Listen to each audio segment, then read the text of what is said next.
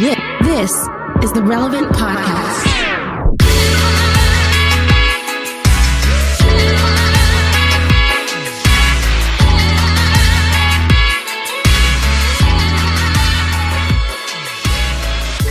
It's Tuesday, September 29th, 2020, and it's the Relevant Podcast. In Orlando, I'm your host, Cameron Strang, and joining me from Loverland, Virginia, it's Jesse Carey. Hello, hello. From Austin, Texas, author, podcaster, Jamie Ivey. Hey, guys. And from Nashville, Tennessee, artist, producer, mogul, Derek Miner. Hello, hello. I think you just got mocked, Jesse. Hey, it's, imitation is the greatest form of flattery. So I receive it. Let's go. I receive, brother. We have a great show in store for you today. Coming up later, we talk to writer, pastor, Ashlee Eiland. She joins us to talk about finding joy in this season, plus a lot more. You don't want to miss that. I got to be honest with you guys. I'm a little not disoriented, but I've been moving things around. Yeah, I was going to say you got a different setup in my office. Yeah, totally different setup. I've been working late nights. In fact, I was texting Derek the other night. I hooked up my stereo back there, and I was airplaying at 1 a.m. I'm doing DIY, and I'm like 1 a.m. I'm playing like early 90s slow jams, like really loud, like. And his slow jams playlist is inappropriate. It's some freaky 90s slow jam R&B isn't inappropriate. Yeah, I have the playlist on private for a reason. Yeah. Hey, bro, I think you need to publish it, man. We're gonna be fruitful and multiply to that boy. I'm gonna let you know right now. I have it on private, and I've shared it with a few friends, and that's enough. Okay, but yeah, we may have mentioned this too, and at some point, but just along those lines is like for people that like get been out of shape about like graphic songs, like WAP or whatever, like cause this big discussion. But you're talking about 90s hip hop. It's like, man, it's like this is so against our faith to have these metaphors put in poetic form about what it's like to make love to your spouse, and it's like, oh wait, there's an entire book of the Bible that is just that, So Cameron, your 90s R&B list is cool with Solomon, I think. I believe so. But have you guys ever, when you're doing DIY, because I'm finishing up a lot of projects right now, have you ever hurt yourself? Like, Jesse, I know you kind of fumble around and like I've shocked myself. Great. I've shocked myself a couple of times. Oh my gosh! For real? I don't do this kind of stuff, so I'm out. Yeah. Last night at 12:30 in the morning, I had a first time experience. I fell off the top of a ladder. Okay. Oh my gosh, Cameron! No, but listen, here's what happened. It was one of those ladders that had on the top platform. It had like an overhang, like a lip, I guess to put your paint can on or something, Yeah. And I was reaching for a thing, and I'm on the top, and I'm like leaning over way to the right, and I'm standing on the lip part. I didn't realize with all my weight, it snapped in half, and the whole thing comes crashing down like Humpty Dumpty, man. It was like. My ankle is the size of a cantaloupe right now. I'm in major pain recording this podcast. So that's my dedication to you. Isn't that crazy? So here's my thing. If you're on the top of a ladder, look down and see if there's a lip or not. Because if there's a lip, don't stand on it. That's what I learned. I'm all like, it seems like the ladders that it's, where they have like the paint tray in the top.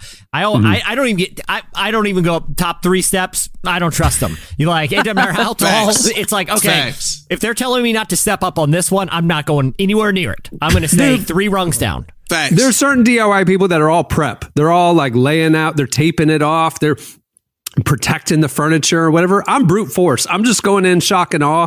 We're going to get it done, see what happens. That's what I was doing on the ladder last night. I was like, I could move the ladder.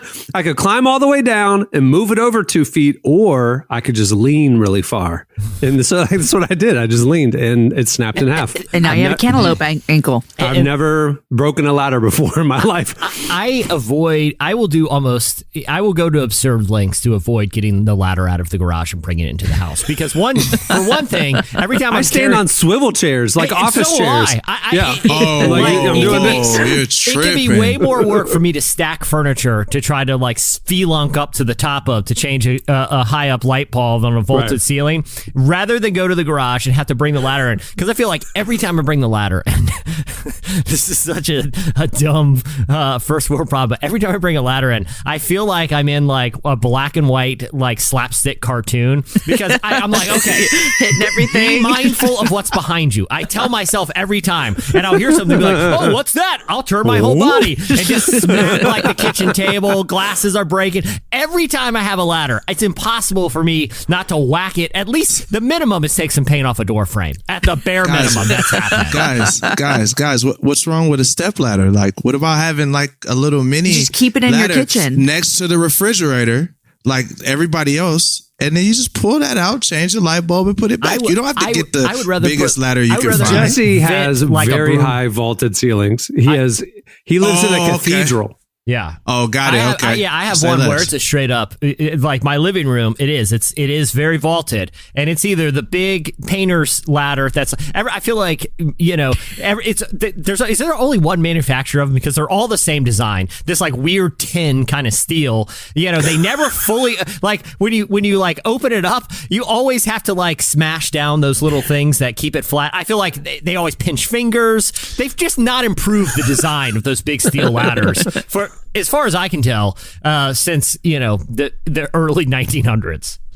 So I bought this thing from Lowe's. I don't know. I mean, if you have like the floodlights or whatever, the depressed lights in there, you could have this like long stick with a suction cup on it. You just put the light on it, swivel that thing on in there, and you're good to go. That way you don't have to feel like it's like a Bob Barker stick that you just yes, with a suction cup on the end of it. It's a Bob Barker mic with a suction cup on the stick on the end of it. That sounds like something I just want sitting on the couch. I could like get a Diet Coke out of the fridge and not even get up. I think a long pincher thing would just. I've wondered why long pinchers aren't just more common in daily life. Old people have them, so they don't have to bend down. Yeah, and it's super smart because. Right. It's so much less effort, and it's.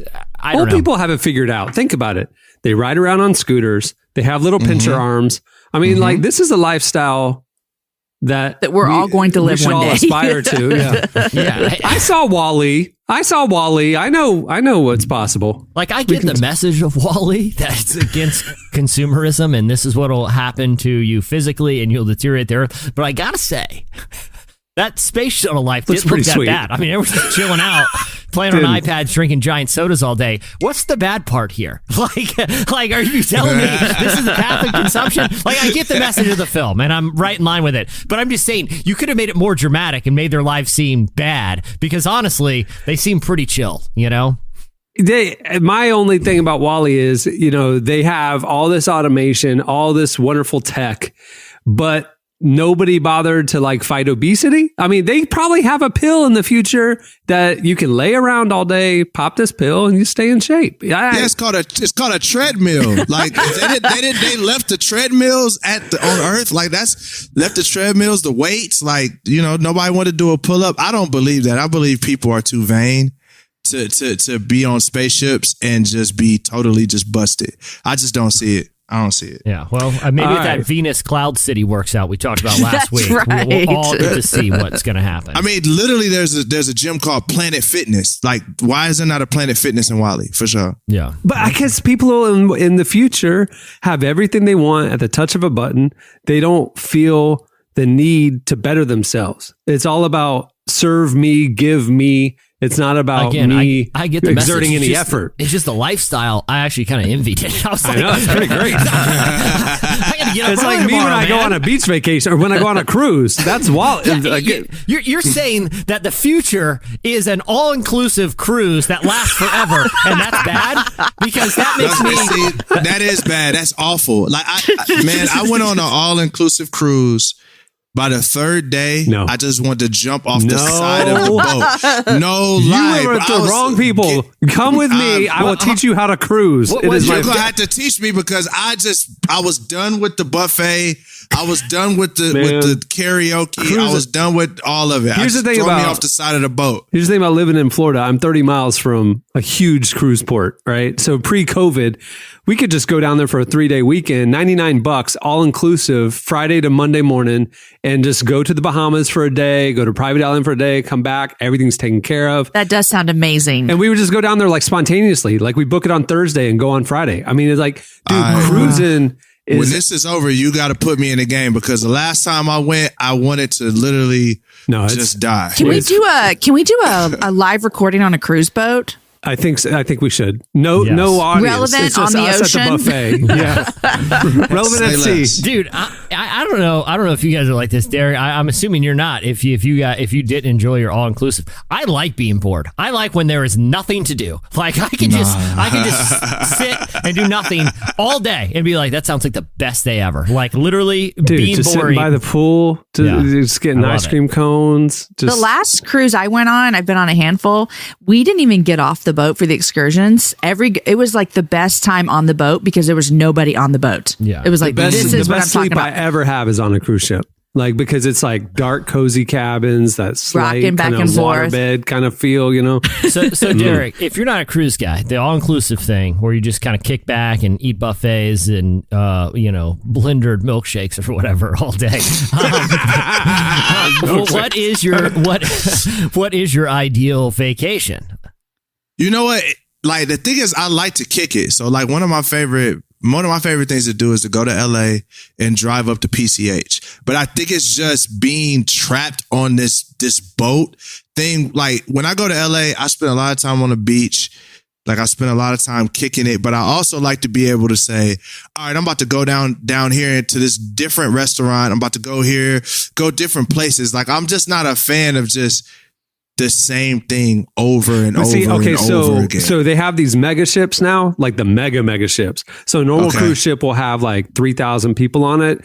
Yep. They have ones with 7,000 and 8,000 people, and they've got zip lines and water slides, and they have 15 different restaurants and movie theaters and ice skating rinks. Oh, there's no way I'm ziplining on a cruise ship. Just letting you know that. Dog, my luck would be I would literally go off the side of the boat. Like the zip line wouldn't stop.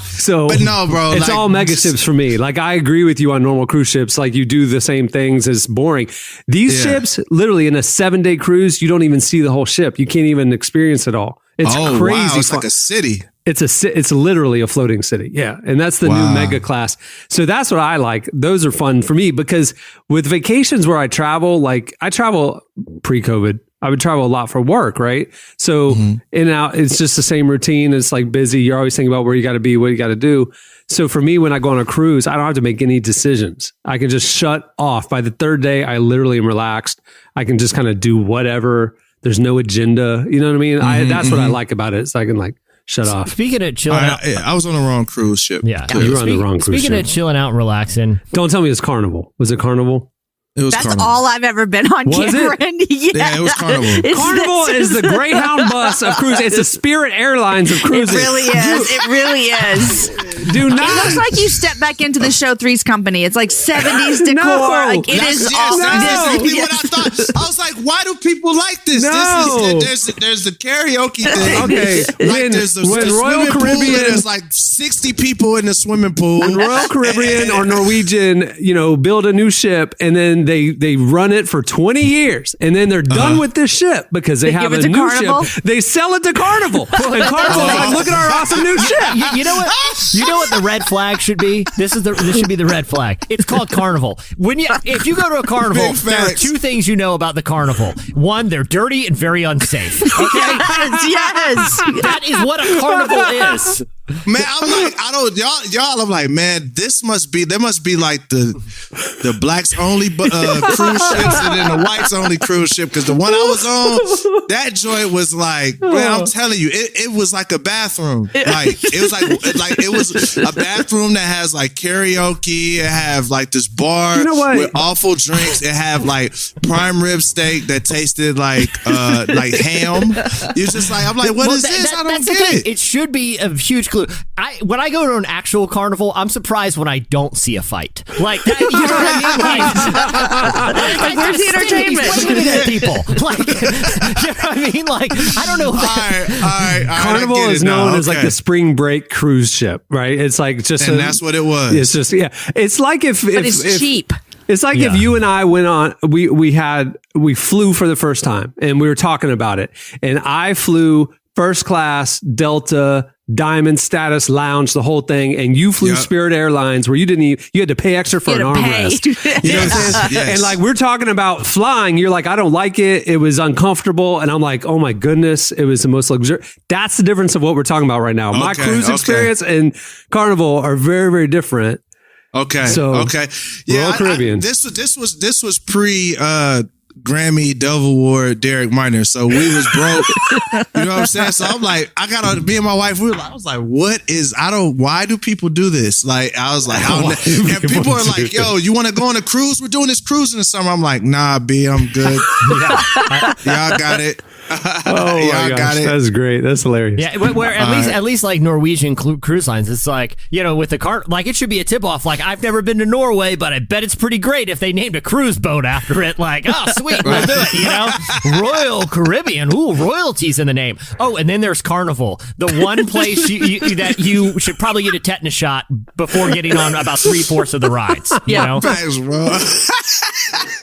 Norwegian has free pass or free, they call it freestyle cruising, and they have 10 different high-end restaurants. They'll have sushi bars, hibachi, steakhouses, Italian, and you get like you eat in the different restaurants every night, depending on what you want. And it's like table service, and it's a very different experience. Man, Carnival didn't have no sushi. They had like undercooked catfish or something. Like it was just like what? I was like, what is this? Like this is awful. Again, because actual carnivals, their whole thing is, let's see if we can fry this. And it's like,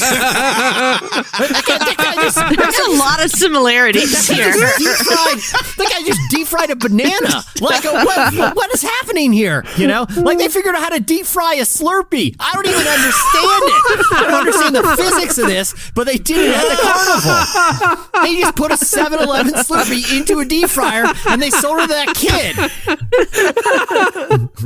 That's Derek's cruising experience. That's my no lie. Hey, look, my hey, I'm gosh. letting y'all know it's the truth. That was my cruising experience. All right, so we talked last week. We're going to go around to each of our cities and do a recording. And so I'll say that the Florida one, we'll just drive 30 miles, get on a Royal Caribbean ship, and we'll do ours in the Bahamas. So I'm down. Okay, right. I'm with it. All I'm right. totally with it. For Sounds sure. good. 2021 shaping up pretty good. All right, I like it. Can I? Speaking of just recreational things, I know we got a lot to get to, but I stumbled on a video, and maybe you guys have seen this, and it's just, and this actually segues later to my slice. It's just discovering an old internet, rediscovering or discovering an old internet gym, and you know, we're talking about people doing recreational stuff, and someone told me like, hey, have you ever watched the video? And it's a YouTube video compiled of like Snapchat stories from DJ Khaled, and it's where it starts off very funny. So someone edited all the Snapchat stories from one day that DJ Khaled was doing, where he got on his jet ski and he's just jetting around different places in Miami. He goes to a friend's house to have lunch on his jet ski. He's cruising around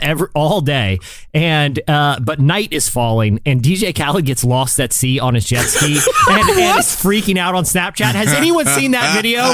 No. You gotta send it to me, Oh, bro. dude, I laugh. So you have to sit through the first, because he's at the top of the world. You know, he's DJ Khaled jet skiing around Miami. Why wouldn't he be having a good time?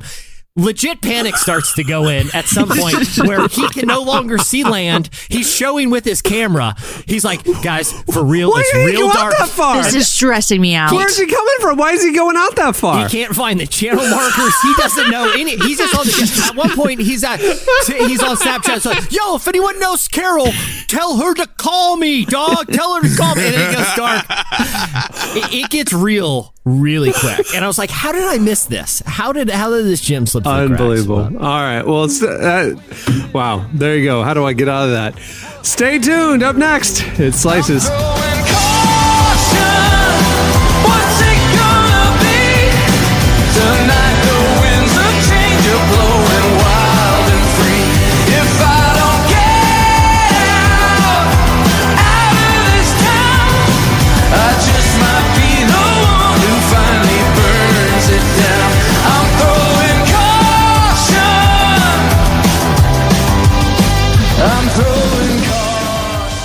You're listening to, this is for Jesse, I picked this one. You're listening to The Killers. The song is Caution. Is there any other band in the history of music that sounds the exact same for 25 years? Like, The lane the Killers figured out in the early 2000s, they're still riding. If it ain't broke, you know. You know a Killer song by 3 seconds of synth. You know what I mean? It's like, that's Killers.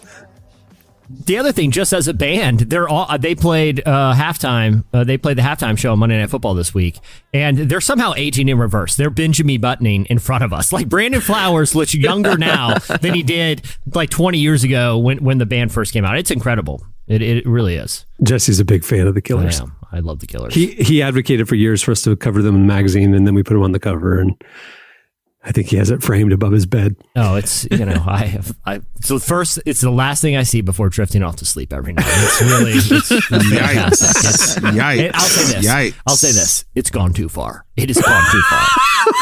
Yikes. All right, it's time for Slices. What do you have, Jesse? More DJ Khaled video news? No, I did send you guys that video. It's from 2015, and guys, trust me, it's a great watch. But I did have something. So I was going to do a story about how climate change is forcing vampire bats to go north, and we're probably going to have a vampire bat invasion in the United States. No biggie. But I decided we have that story posted at relevantmagazine.com. Yeah. So yeah, 2020 won't quit. Vampire bats are on their way. So let's get it. But then I stumbled on a story about a classic meme. So I do my rounds before on Wednesday, usually every morning. I kind of do my rounds. I just like to keep my finger on the pulse of things. So I usually go see what's on the front page at Reddit, go to a bunch of different websites, go to Gizmodo, AV Club, a lot of different kind of culture, tech, interesting sites. And I saw on the Today I Learned subreddit that the Leroy Jenkins video was scripted satire. No. And I saw, so I was like, oh, that's interesting. I had assumed that video was. I didn't know if it was fake or not. And give context. What video? I don't know what you're talking about. That was a legendary video. Clark has a clip, and I'll play it in a sec. So then I went to Gizmodo, and I saw this story that said the makers of Leroy Jenkins didn't think anyone would believe it's real. I was like, oh, this story's making some headlines today. So back in 2005, a video went viral of so I'm going to describe it visually, and Clark, in a second you can play that clip I sent you. So what it is these gamers. This is pre-Twitch, right? This is before the time when people would recreationally watch people play video games. But these guys were filming their screen, playing the game World of Warcraft. And you see all of their, weird little fantasy characters standing outside of a like castle. And they're all planning, how they're going to invade this castle. World of Warcraft is a very involved game that, it's a lot of technique, a lot of teamwork, a lot of strategy. So as they're planning their attack, one gamer, you just see one guy like kind of walking around, and he just bursts in and yells his name, Leroy Jenkins, and it leads to just a complete massacre. Clark, why don't you play the clip? I think it's a pretty good plan. We should be able to pull it off this time. What do you think, Abdul? Can you give me a number crunch real quick? Is this a space shuttle launch? Yeah, give me a sec. I'm coming up with 32.33, repeating, of course, percentage of survival. Oh, that's a lot better than we usually do. All right, chums up. Ready, guys? Let's do this. Leroy Jenkins! Oh my god, he just ran in. Yes! So the character runs in, and it leads to a slaughter. Like he totally just forgoes the strategy, forgoes the plan, and you see one character just kind of bobbing up, and you hear Leroy, and he goes in and he ruins the entire game for everybody. And the video goes viral back in 2005, and for it was one of the kind of first kind of video game-ish viral videos. Now you see them all the time, and so I was like, oh wait, there's news about the Leroy Jenkins video. I got to know what this is. I read this guy. He's just trolling the nerds. That was so funny. So I went and I clicked the link, and I was like, you got me. I got to see what's going on with Leroy Jenkins. Well, the makers of the video came out and said, we actually staged it, and we were trying to do like a satirical comedy video, and it totally worked. And we actually tried it a handful of times till it hit the right notes. And so I was like, oh, this is fascinating. One of the first viral videos that's conceding that that it was staged, and it worked perfectly. And this is what made me curious of like, why is this story trending right now? Because the people who made the video said we wanted to kind of come forward and talk about this so that people would interview us and give us their platform, because we wanted to speak out about net neutrality, which is a policy that went into place a few years ago. And so I was like, is there news about net neutrality? So I'm going down this rabbit hole. I'm like, why is this back in the forefront? This story's from 2017. But just like the DJ Khaled jet ski thing, sometimes you just got to rediscover things to be like, man, the internet actually is a pretty great place. So sometimes. you just came across this on your normal web browsing thinking that it was a newly posted article. Yes. You were confused that It's it was 3 years referencing old. things that have already been addressed. Yeah. And so then wow, that's funny. Yeah. So you had this whole thing planned up. Yeah, this whole thing. Yeah, This is what you were bringing today. I sent the clip to Clark and everything. Like, hey, when guys, did you figure out, after you sent the clip to Clark, When we were did you signing figure on to out that Zoom. this was... when we were signing on to Zoom to record this? And it was like, look, I've already committed, I already abandoned the vampire bat thing. Clark has a clip. Go with The DJ Khaled thing came up organically, but I was like, you know what? That would make me look less foolish because, it's fun rediscovering old things on the internet. I have a feeling if we go on a cruise with Derek and we rent jet skis, the four of us, which of course we will do, Derek's going to be posting videos like DJ Khaled at some point. Because like he's Derek's- gonna be- we're all gonna be cruising. Jet skis in the ocean? Yeah. Oh no! I'm out. Derek's not gonna join you. I'm out. Why? Derek's not. I can't swim. Are you serious? I'm dead serious. I can't swim Derek, at all. Would you jet ski in a lake? I will not do that in a lake. I will not do this with a steak. I will not do that on a boat. I will not do this In a boat. with all of your hope. I'm not jet skiing and drowning, my friends. I'm not Derek, jet listen, skiing. Growing up in Derek has Florida, said- no lie. Growing up in Florida, my parents signed me up at the Y at 6 months old. They throw the babies into the pool and just figure it out. Like you in Florida, there's water every 12 feet. You have to learn how to swim when you're growing up here. Derek, So. I this is real. I was a lifeguard at one point, and now A 5 So you foot can pool, trust though. with them. listen. The pool was only 5 feet at its deepest point. But those are the most dangerous pools because no one's expecting to have an accident in those scenarios. At least that's what I'm told. Now, Derek, I did not make any saves but I did prevent a lot of people from moving glass bottles around that pool. So I'm not afraid to intervene, is what I'm saying. That's the point. Oh, so if we all rented jet skis and we had our safety gear on, everything like that, if a mishap happened to happen, you would be there and be on the scene. You'd be able to save Derek. I would. And I don't want to say this to brag, and this is true. One time in that summer, my pool got awarded pool of the pay period by AAA pools. No big deal. But there were literally dozens of pools that could have gone to, and it came to ours one pay period. So I think you're fine, Derek. It sounds great. Sounds excellent. We got a little sounds certificate excellent. and I'm gonna be everything. Did you watching have though. to, Jesse? Did you have to do this? Y'all know I went to the water park here during COVID because it's a thing. Whatever. We were in the lazy river, and all of a sudden I see like manager people with cameras, and I tell my daughter, I said, "Story, something's about to go down. Like something's happening." Because I'm aware. Like Aaron makes fun of me if we're at a restaurant. I can tell everybody's life story, and I never met them. So I'm watching, and they put a dummy body in a tube upside down, and it's floating down the lazy river, and it was a test for the lifeguard. And Story and I see this dummy thing laying upside down like a child, and my whole time I'm like, please see it, because I was afraid the lifeguard was going to fail right there in front of me, and she jumped in and saved the baby. Wow. Did you have to do that?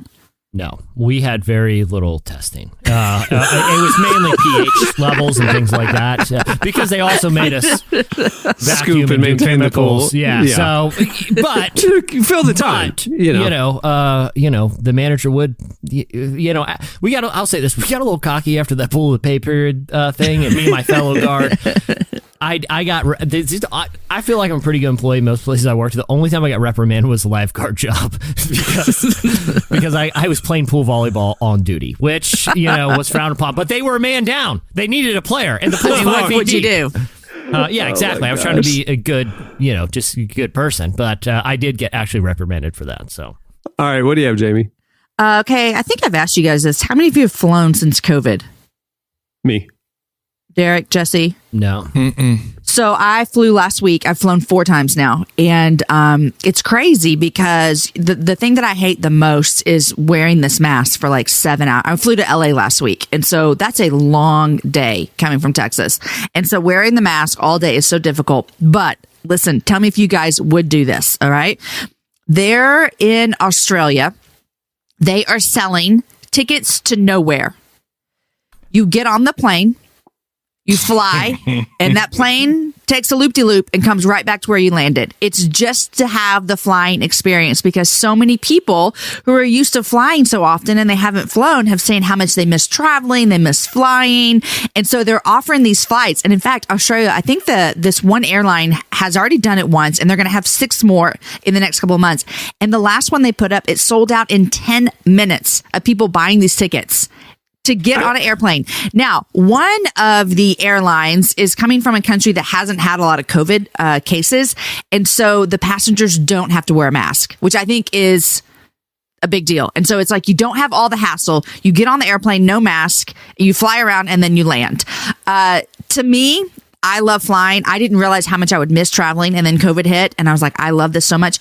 I don't think I would pay money to do this. No. Would you guys?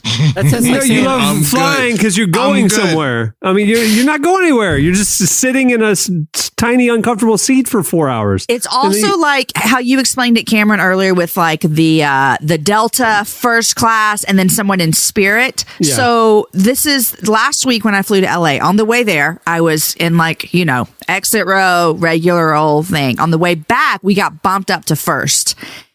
That's 2 different experiences. Yeah. And so I'm not going to pay money to sit in, row 24C next to this person who had his arm halfway over my armrest the entire time. Yeah. I was so mad. But I might just get on an airplane if they're going to take me somewhere nice and fly in first class. But I'm not down for this. But people are paying money to fly nowhere.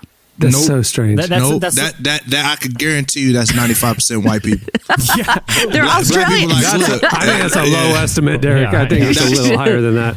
Yeah. I mean, I know, there's different color, different people in Australia, but I'm telling you that the Australian population is mostly going to be white people that's on. Well, it's also coming from a Taiwanese airline as well. So, like, I read that ain't no black people there. I read that the Qantas flight takes off from a city and goes and flies over 3 other cities, but it's not allowed to land. But you can look out your window and see the other cities as it then turns around and comes back to your city.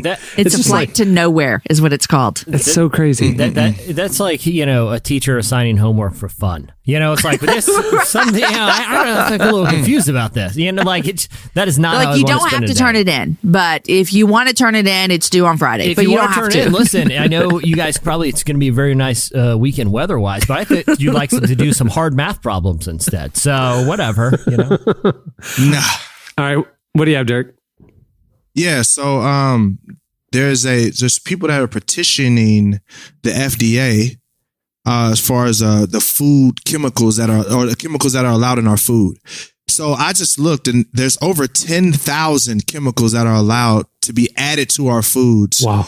And I mean, one or various numbers of that. So that kind of got me on this list of like, what all kind of stuff? I mean, what are we eating? So I'm looking and there's so many things that are in America that are banned in other places. It's insane. Like farm raised salmon, like the salmon we eat often, it's banned in most other countries because of the diet that they put it on. Like a lot of if you've ever seen farm raised salmon, it kind of has that light pink tint. Mm-hmm. Well, that's artificially made. Like they feed chemical pellets to these fish and we eat that. M&Ms are banned. Have you ever seen a salmon farm or a fish farm? No, I haven't. Okay, so every year I go up to Montana and we go fly fishing on the Bighorn River. It's a big trout area.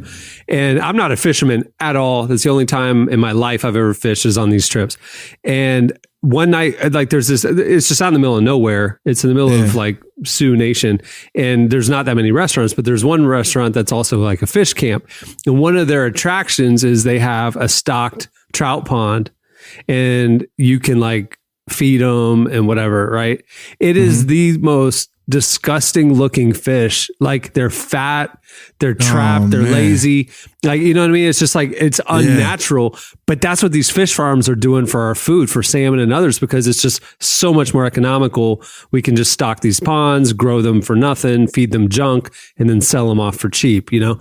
And it's like crazy. Don't buy salmon that's farm raised ever. So what kind do you look for? Wild caught. Wild caught. Okay. You got to do wild caught. But it's salmon, Mountain Dew. That's this. Why are we drinking Mountain Dew? Yes. Right. What else? Skittles. Some Skittles are outlawed in other places. M&Ms. Why Mountain Dew? Just the caffeine? I think it's the yellow 5. The coloring that's in there. Maybe our liquid shouldn't be neon. Yeah. You know, right? Maybe chlorine washed chicken. We have chlorine chicken that's washed in chlorine. I mean, they do that for cost-effective salmonella treatment, like these industrial farming things. They just wash it with bleach and then off it goes. Listen, it's I terrible. gotta be honest. Someone's like, "Hey, would you rather have a chicken that was washed in chlorine or one that was not washed?" I'd be like, "Yeah, this would be safe. Why don't you go ahead and dip it in chlorine just one time, quick dip and fry it." I'm a little bit more comfortable. I'm a little bit more comfortable with the pool. Why can't we just use water? Like, why can't we wash it in water? Why chlorine? We have friends here who they are farmers. Like, they own a farm and they sell meat. That they told me one time their cows, listen to this, have never even had their hoofs off of grass until they go to the butcher. Yes, because it would cause anxiety in them, and they don't want their cows to have because when you're anxious, your blood releases things, and then they sell non-anxious cows, is what I'm saying. And so that's what you should look for at the store. Do you have any non-anxious cow meat? Is what you should ask next time. I need it because I'm not trying to eat chlorine washed chicken. I'm just saying. I didn't know that. You know what chills people out is chilling in a pool with chlorine. And so if you're like, "Hey man, this cow was super chilled out," because I gotta be honest, he just hung out in the pool all day. And I will say this, it's washing chlorine. So you tell me, riddle me that. Dude, I've watched too many Netflix documentaries about the industrial farming, situation and the lobbyists. Can I guess what the cover of the little thing was? It was like a corn shaped like a grenade or something, right? Like, I feel like they're all like, all those Netflix ones are kind of the same. It's like, two forks like crossing over, and it's like, why do they make those forks look so ominous? I mean, exactly. After I watched them, I did go vegan for quite a while, but then, honestly, I started to reintroduce meat into my diet, but I am aware of where the meat comes from. You know what I mean? Like, I'm not going to eat cheap Taco Bell chicken. You know what I mean? Yeah. I'm not going to touch that because that's not chicken. Like, it's right. We were vegetarians for years because we couldn't afford like the good meat, the non-anxious cows and the, wild caught salmon. And so we just we're not going to eat Vitamix, you're eating non-anxious cows. And you guys, I don't know if you've seen me, I've been snacking on seaweed. You can just eat seaweed and it's just seaweed and salt, and then it doesn't have all that bad stuff in it. Hey, Costco there you says go. that. I got a question. So your friends, Jamie, I'd like to do an experiment with them. Okay. Okay. I want to. My friends that have the cows that are not anxious. Yeah. Okay. Because I'm not saying that there's no validity to keeping the cows chilled out, but I want to give them a steak of like a really mellow cow, and then a cow that was just stressed out all the time, like a super stressed out cow. Whatever. That sounds like a PETA violation. In cow world, whatever is stressful to them, like, show up to work, ladies, all, like a one that is just high strung, okay, like the Larry David of cows, and I want to have a steak from that, okay, I want to have a steak from that and be like, tell me which one was not stressed. I'm just curious if they could blind taste test and taste the stress in the meat. I'm going to say they can. I have a lot of faith in them. Yeah, I feel like it's almost like wine sommeliers, where it's like, they can taste the nuance within the. I mean, this is Texas, meat. Right? This is beef capital. Mm-hmm. Like, this is Texas. Mm-hmm. Like, so they know. Yeah. I mean, you can look at pictures and see the difference between healthy animals and unhealthy animals. Jesse, I didn't say, can I visually tell if the cow is stressed? You taste it. I could taste it. Can I, like, it's one thing to be like, man, that cow's got bags under his eyes. But, I mean, like at the grocery store, dude. I mean, like at our grocery store, they have the organic farm raised meat right next to, kind of the industrial farming meat. And there is absolutely a visual difference in the what would cause a cow to be stressed out? I was just trying to think, like maybe they're being trapped in a cage all the time. Maybe a cage. It's like, maybe I'm late to the milking. Come on, people, you're moving. Well, so here's another development now. Since we're talking about this, I don't know if you guys have ever heard of this or talked about this, but they're making beef in a lab now. Yeah. Biomatter. Absolutely. I am out. I'm out too. I'm out on that. Like, do not cook my beef in a petri dish, dude. It's the future it's a future of food supply. It's inevitable that and they would call it beef. 3D printed food, which is 3D printing can do biomatter, can do human flesh, can do organic materials at the cellular level. That is a complete genetic duplication of actual genetic material. I mean, they can replicate meat, and thinking about the future of environmental change, population explosion, there's going to be less farming land because of climate change. There's going to be a shift, and we're talking 50 years from now.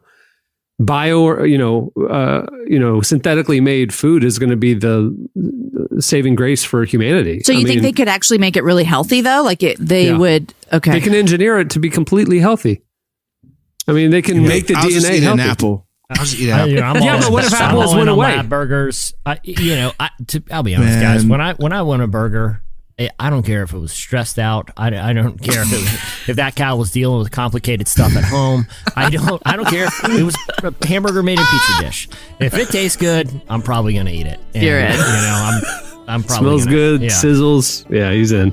All right, that's it for Slices. Stay tuned. Up next, Ashlee Eiland joins us. I knew we had my heart left of the middle with our worlds apart. Don't treat me little. I'm okay, I'm okay, I'm okay. I will say, I will say, I will say.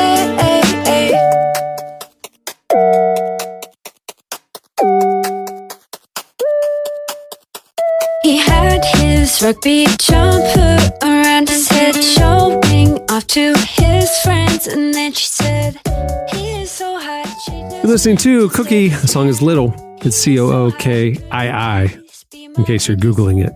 Well, today's episode is brought to you by podcast creation platform Anchor. If you haven't heard about Anchor yet, it's the easiest way to make a podcast. First of all, it's free. There are custom tools that allow you to record and edit your podcast right from your phone or computer. Anchor will then distribute your podcast for you so it can be heard on Spotify, Apple Podcasts, and every major platform. The cool thing is you can also make money from your podcast with no minimum listenership. It's everything you need to make a podcast in one place. Download the free Anchor app or go to anchor.fm to get started. Well, Ashlee Eiland is the formation and preaching pastor at Mars Hill Bible Church in Grand Rapids, Michigan. She's also the author of Humankind. She sat down with our very own Tyler Huckabee to talk about what the church might look like on the other side of the pandemic and finding joy during this challenging season. Here's part of our conversation with pastor and author Ashlee Eiland.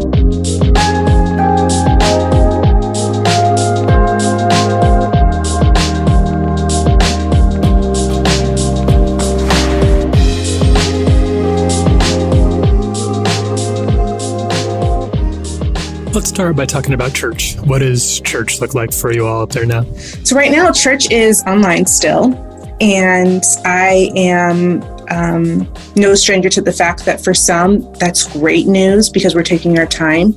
And for others who are watching from the outside, or even for those in our community, it's like, why weren't we meeting yesterday? And I think as a pastor and as a community leader, the work is to call us to rally around something even deeper than our preferences on how and when we meet, and to call us to a greater altitude, and to say that for literally generations, like thousands of years, the church has found ways to reconcile their differences of opinion in Christ. And how is this opportunity inviting us to do that now? So we have plans to open up for our first in-person option October 4th. But for many, that's really late, and for some, that's too soon. And they're like, I don't care when you open, I'm not coming yet. but it's been a really good exercise in putting practice to what we've preached in many respects on what unity looks like in a community that I actually take pride in saying is so varied in our diversity of opinions and even individual beliefs. You know, over the past few months, we've seen a few people, some sort of influential people, protesting for the right to go back to church and holding these big events, defying COVID-19 guidelines. What would you say to those people who are leading these things, if you could? Well, first, I'd say, I would hope that we would, after the conversation, have other things to discuss in the way of how we're advancing the kingdom in our individual contexts, right? And so there's that, this has have to be the only conversation we have. But we've consistently said we are going to move forward in using discernment alongside compassion. And I think once you dig deeper into your individual community, I know folks who are battling some really serious illnesses or who have really great reason to want to be cautious because of a compromised immune system. My viewpoint is that for those who are on the fringe, even health-wise or physically, it is the church's job to sacrifice their own wants and desires in some aspects to rally around the needs of not the least of these in terms of stature or spirit, but the least of these in terms of need. And specifically right now, there are folks in my church community who have massive need for protection health-wise. And so, and my family might need something very different from someone else's family, but we recently polled our community and I loved a response. Someone said, you know what, I actually don't think masks are necessary and I wouldn't want to wear one inside the building. But I understand that a lot of people hold a different viewpoint, and I'm willing to wear one for the betterment of our community and for the mutual flourishing of our community. And I just was like, I loved that response because it acknowledged, no, I don't necessarily want to do this, but I'm willing to for the sake of the whole. And so we've consistently said, we want to make decisions with discernment and compassion. And I think it's different. I recently told our church that my family personally knows 4 folks who passed away from COVID back in Chicagoland. And 2 of our family members are still battling in Chicagoland. And that changes the perspective from it being a talking point to an actual experience. And I think that's helped too when we talk about that with compassion. A sort of, obviously, the other issue here is the Black Lives Matter protests. I'm just curious what the energy around Black Lives Matter and those protests have been like for you and your community. We've recently gotten to conversations around perhaps increased learning around the difference between the slogan and an organization. That's where the conversation tends to land right now. And yet a bunch of us still showed up months ago after Ahmaud Arbery was killed and showed up downtown to peacefully show up and proclaim that, no, we weren't going to allow the perpetuation of racial injustice in our city. And actually, Breonna Taylor, her family's still in Grand Rapids, and so that was big for us. So we did show up. And lots of questions. I think there's a little bit of fear in the unknown of what is Black Lives Matter. But I think biblical justice has to be looked at as not just something we talk about, but something we show up for. And if I'm leading our community well, we are going to talk about this on Sundays. We're going to proclaim who Jesus is and what that looks like from a biblical standpoint, but we're also going to show up. And that might mean we're misunderstood. That might mean to some, they won't get it, or they'll slap a label on who we are as a community. And that's kingdom living in some cases. Something we hear a lot, something that's said a lot, that I'm curious for your opinion on is people who say they do believe Black Lives Matter, they care that Black Lives Matter, but they say they can't support the organization Black Lives Matter. They can't support they can't check every box on the website. What would you say to them? I'd say, okay, so let's put the website down and let's talk about the people in your actual life. And if you've got Black family members or Black neighbors your kids are in school with other Black families represented. What does it mean to show up in the way of justice and equity for the actual people in your life? And if we can't name any, let's start there. So again, I think I'm interested in moving away from, do I agree with everything on a website statement or statements on a website, to going, we need to translate this into actual human living. And what our lives actually look like. Because it doesn't matter if I agree with it on a website or not. If it's not actually translating to my actual life, there's not much to talk about here. And so I think we've been stuck a little bit from like the yard signs and the hashtags and all of that.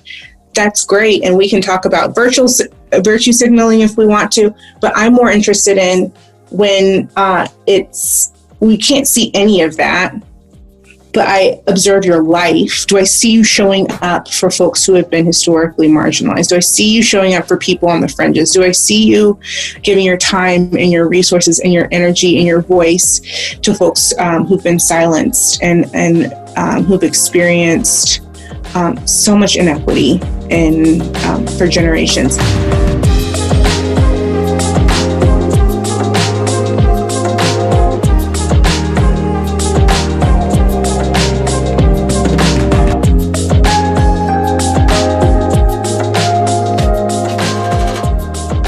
That was Ashlee Eiland. Make sure to check out her book, Humankind, How Reclaiming Human Worth and Embracing Radical Kindness Will Bring Us Back Together. It's available now wherever you get your books. Stay tuned. Up next to your feedback.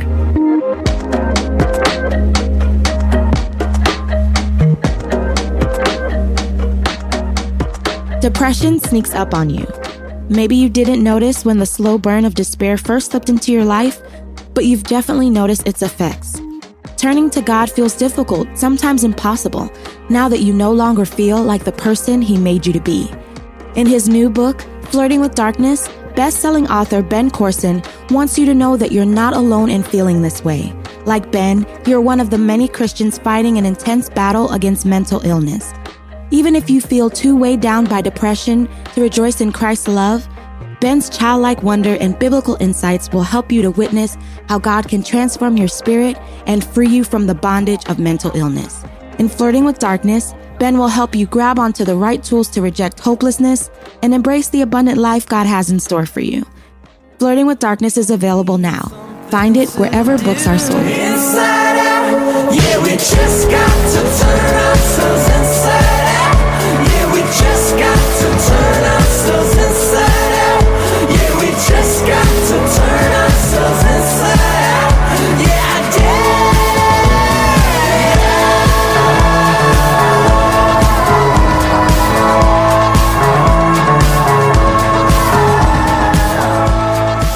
You're listening to Group Love. Song is Inside Out. Okay, it's time for your feedback. Last week, we talked about the Fresh Prince of Bel-Air mansion going up on Airbnb. We got talking about Airbnb experiences. So for the question of the week, we asked you your most awkward or memorable or crazy Airbnb stories. You guys hit us up on Twitter at Relevant Podcast, and you sent us DMs, sent us messages on the Relevant Magazine Instagram as well. Here's a couple of our favorites. Okay, this isn't from a listener, but I asked my husband, Aaron, because I told y'all we stay at Airbnbs a lot. Yeah. And he told me, I said, have you ever had a crazy experience? And he said, yes. It was an Airbnb here in Austin that he's taking a bunch of pastors to, like cool and vibey. They were going to stay there. The pastors were going to stay there. And this is where I would, if he was here, I would question him a little bit, because he said they opened up the drawers, which was, is that okay at an Airbnb? He opened up the drawers and there were a ton of sex toys and blow up dolls, and then all kinds of kinky costumes in the closets. And he had all these pastors staying there for the week. So that was his experience. All right. So I'm going to tell mine. I actually have a couple. First one is, if somebody got an Airbnb in Chattanooga and you found a knife under the mattress, I'm sorry, it was me. You left it?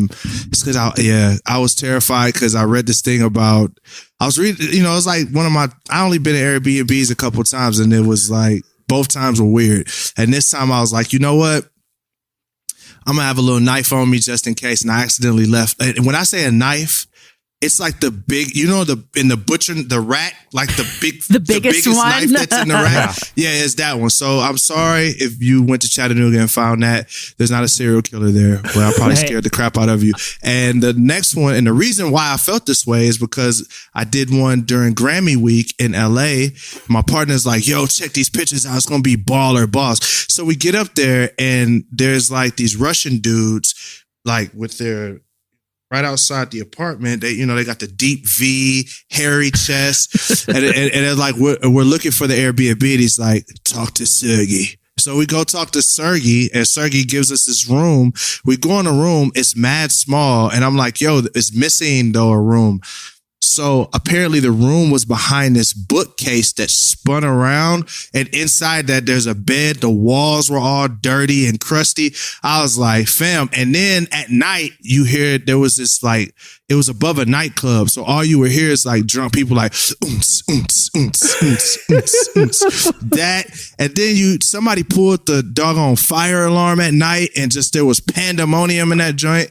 Like, so Airbnbs, I'm probably like, I'm 1 for 3 with Airbnbs right now. I stayed at an Airbnb one time, and it had like a door that was the creepiest door to like a basement or something you've ever seen. And it had locks on my side, which made me feel safer, but also maybe very curious of who or what was being locked down in that basement. It was just better. That's scary. Better not to know. Yeah. ERB hit us up on Twitter. She says, when I worked in hotels, people would come in looking for a room, saying that the house they rented on Airbnb was a fake listing and the house was actually for sale. The staged pictures used to sell the house were what they used in the listing, and they showed up and the house was nothing like the pictures, so they left and went to the hotel. She says this happened more than once. Oh, wow. Yeah. So it's kind of like Derek's situation. Yeah. This one comes from Caleb. He says they took students to a trip to Florida. Our AC went out of the rental the first day, and they said they would send somebody out to look at it. We came back to the house in the afternoon. One guy ran upstairs and changed and came back down for a small group. While we circled up in the living room, a masked woman came down the stairs carrying a power tool. All the kids ran out of the house screaming. Oh. They had never informed us. Someone was in the house working. Door was locked when they arrived, and no vehicle outside. Apparently, the maintenance lived next door, and she was upstairs working on the AC unit. And every time they came home, to the house that time during that trip, they said they did a sweep of the house like they were a SWAT team to make sure there's no masked maintenance workers lurking in a bedroom or something. That would be terrifying. That's terrible. Dog. I ain't gonna lie, that would be terrifying. You know what's funny when they said there was a masked woman? Like, you don't even think that's weird. I was like, oh, maybe it's COVID. Like, she has a mask on. I was envisioning like a Jason hockey mask situation. Yes, that's what I was envisioning. Yeah, I was thinking she was just, she's taking precautions. Yeah, that's funny. All right, well, there's more feedback where that came from. Go check it out on Twitter. Okay, it's time for Editorial Question of the Week. Hey. Well, earlier, Jesse talked about a classic viral video from 2005, Leroy Jenkins, and also the DJ Khaled video. So internet gold mines, that a lot's happened. A lot happens every day. I don't remember what happened last week. So much is happening all the time. There's these wonderful gems that come across our feeds over the years, and we love them, and then we forget about them.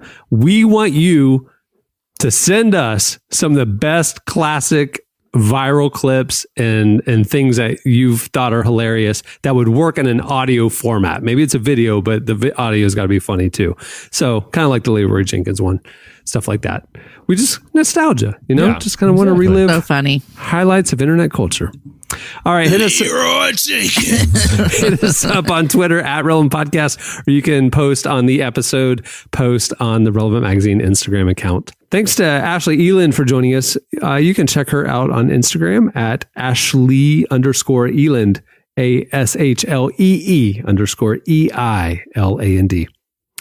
Hey, and while you're online, clicking around on things, checking out the feeds, the buzz, the trends, check out the all-new relevantmagazine.com. We are publishing stuff there every day, all day. Our new podcast, we're going to be launching new video content almost every day. We have new podcasts launching. We have features, we have slices, and guess what? We have the September-October issue of Relevant Magazine. It's available. Just click on the magazine tab. It features Maverick City Music, Jordan Lee Dooley, the rise of Christian nationalism, Avett Brothers, great stuff. Go check it out. All of our long-form content. It's available now at relevantmagazine.com. On that note, we'll wrap it. I'm Cameron Strang. I'm Jesse Carey. Jamie Ivey. Derek Miner. All right, we'll see you on Friday. Have a good week, everyone.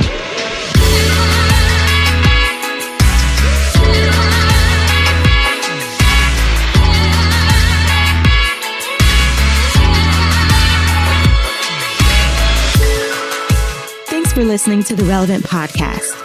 Check out our features, interviews, and news updates every day at relevantmagazine.com.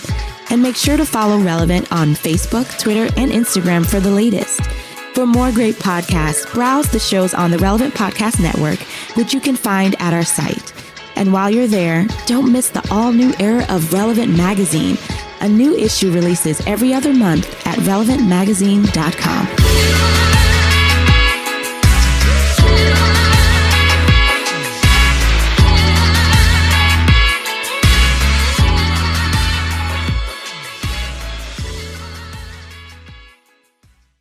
When I go to an actual carnival, I'm surprised when I don't see a fight.